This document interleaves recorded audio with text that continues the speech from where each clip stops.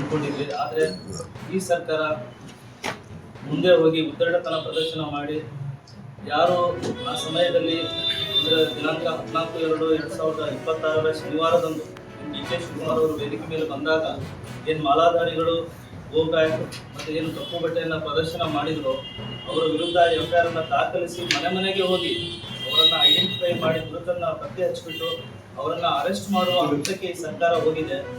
ನಾವು ರಾಜ್ಯ ಸರ್ಕಾರಕ್ಕೆ ಮತ್ತೆ ಮಾನ್ಯ ಉಪಮುಖ್ಯಮಂತ್ರಿಗಳಿಗೆ ಕೆಲವೊಂದು ಪ್ರಶ್ನೆಗಳನ್ನ ಕೇಳ್ತಾ ಇದ್ದೀವಿ. ಯಾವುದೇ ಧಾರ್ಮಿಕ ಸಭೆಗಳಿರಲಿ ಅಥವಾ ರಾಜಕೀಯ ಸಭೆಗಳಿರಲಿ, ನಿಮ್ಗೆ ಯಾವತ್ತೂ ಕೂಡ ಯಾರು ಹೋರಾಟಗಾರರು ಗೋಬ್ಯಾಕ್ ಅಂತ ಹೇಳೇ ಇಲ್ವಾ? ಅಥವಾ ಯಾರು ಕೂಡ ನಿಮ್ಗೆ ಕಪ್ಪು ಬಟ್ಟೆಯನ್ನ ಪ್ರದರ್ಶನ ಮಾಡೇ ಇಲ್ವಾ? ಯಾಕೆ ನಿಮ್ಗೆ ಬಂಜಾರ ಸಮುದಾಯದ ಮೇಲೆ ಇಷ್ಟೊಂದು ಕೋಪ?